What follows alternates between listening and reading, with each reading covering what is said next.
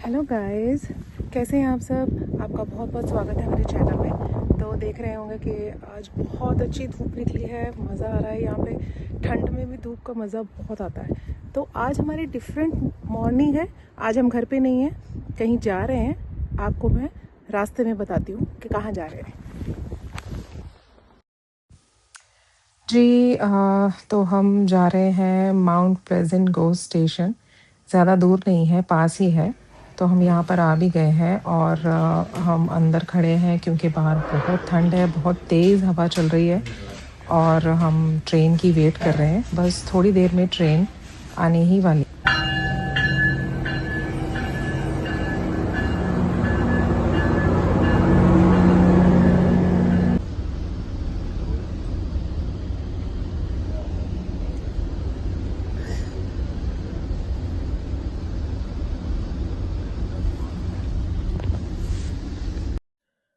तो चलिए जी, हम अब यहाँ पे पहुँच गए हैं टोरंटो में।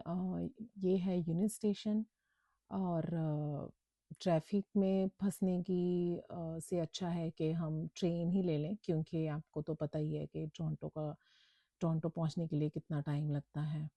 और बस हाईवे पे बहुत ज़्यादा रश होता है इस टाइम पे, क्योंकि सब ने अपने अपने जॉब्स के लिए निकलना होता है।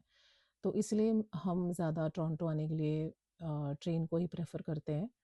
और बहुत इजी है और ये बहुत बड़ा स्टेशन है और यहाँ पे इतनी ज़्यादा मतलब आपको शॉप्स मिलेंगी कि आपको लगेगा ही नहीं कि आप स्टेशन पे घूम रहे हो।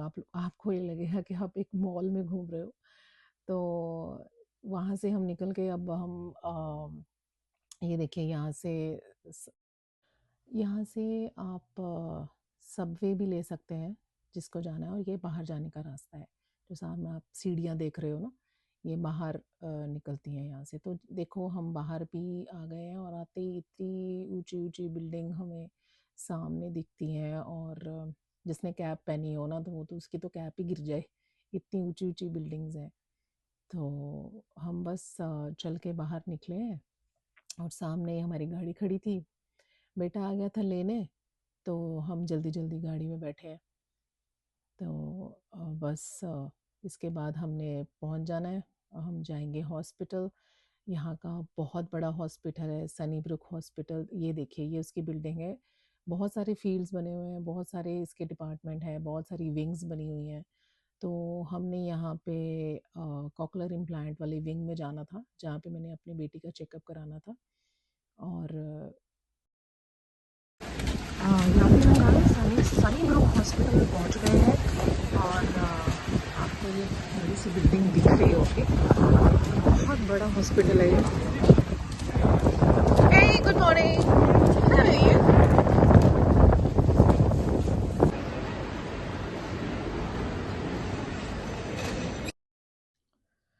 तो जी, चल पड़े हैं जी हम अब वापस अपने घर की तरफ। बस थोड़ा ही काम था, बच्चे को चेकअप कराना था और जल्दी फ्री हो गए। बस हाथ लगा के ही जा रहे हैं। तो अब औरतों के काम यहाँ पे घूमने तो आए नहीं थे, तो इसीलिए बस जल्दी फ्री होके अब मन तो नहीं कर रहा था कि वापस जाने का, पर बेटे को अपनी जॉब पे वापस जाना था, वो थोड़ी देर के लिए निकला था। तो अब हम घर वापस, अब आते ही हमारा रूटीन स्टार्ट हो गया, जो मैं काम छोड़ गई थी घर पे। तो क्योंकि सुबह जल्दी निकले थे, तो आपको पता ही है कहीं सुबह जाना होता है तो तैयार होके बस निकलना होता है, तो सारे काम पीछे रह जाते हैं। तो मेरा जो रूटीन का काम था वो अब मेरा स्टार्ट हो चुका था। हम घर आके बस लग गई थी अपने काम पे। और फिर इसके बाद मैंने साग का खलारा डाल दिया। साग ला के रखा हुआ था, बहुत ही अच्छा और फ्रेश साग मिल रहा था, तो मैंने ले लिया। मैंने कहा बहुत दिन हो गए साग नहीं बनाया, तो आज बनाते हैं। बस आके ये साग का काम किया, उसको मैंने अभी धोया। धो के इसलिए मैंने पालक धोई पहले और फिर साग धोया। मेरी फैमिली में साग बहुत खुश होके खाते हैं सभी, और बहुत टेस्टी भी बनता है। तो आज मैंने सोचा कि इसको बनाते हैं। मेरे को साग पहले कभी नहीं बनाना आता था। जब मैं शादी करके आई तो मदर इन लॉ से सीखा मैंने साग कैसे बनाते हैं। साग में बनाने वक़्त टाइम तो बहुत जाता है, क्योंकि उसको फिर लेके आओ, काटो, धो अच्छे से और फिर उसको बॉयल करने के लिए रखो। तो बस इसमें काफ़ी टाइम जाता है, लेकिन जब बन के खाने टेबल पे आता है ना, तब बहुत टेस्टी लगता है। बस इसको जल्दी-जल्दी मैंने इसके छोटे-छोटे बंच बनाए और काट के मैंने एक साइड पे में रखी गई। और उसके बाद मैंने ये देखिए जिंजर गार्लिक और पानी को बॉईल किया, तो वो एक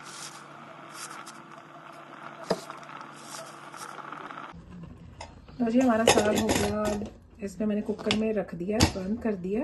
अब इसको तकरीबन 6 या 7 विसिल के बाद इसको बंद कर।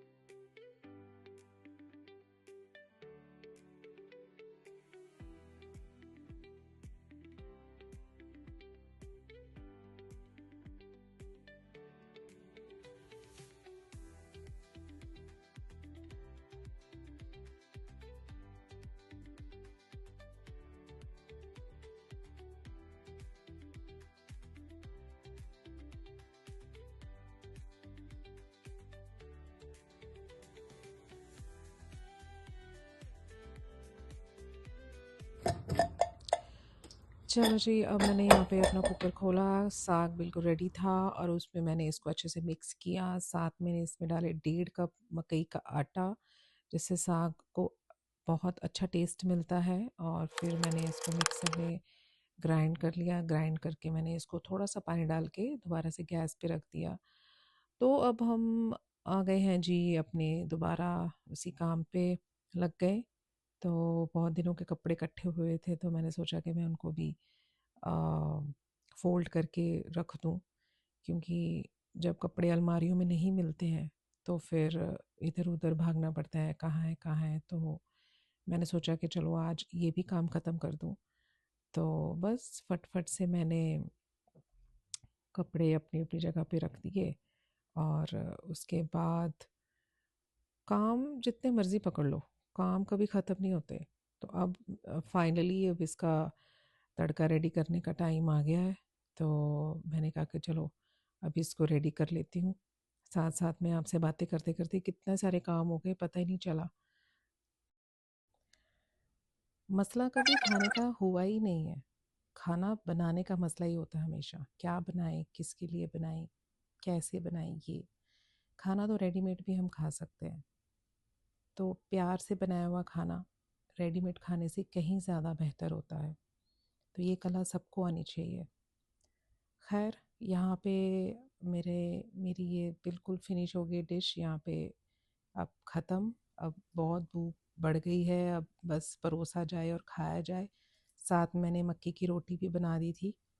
तो दोस्तों प्लीज़ बताइएगा कि ये वाला व्लॉग मेरा आपको कैसे लगा। तो थैंक यू सो मच। मिलते हैं अगले व्लॉग में। थैंक यू जी। Bye bye. बाय।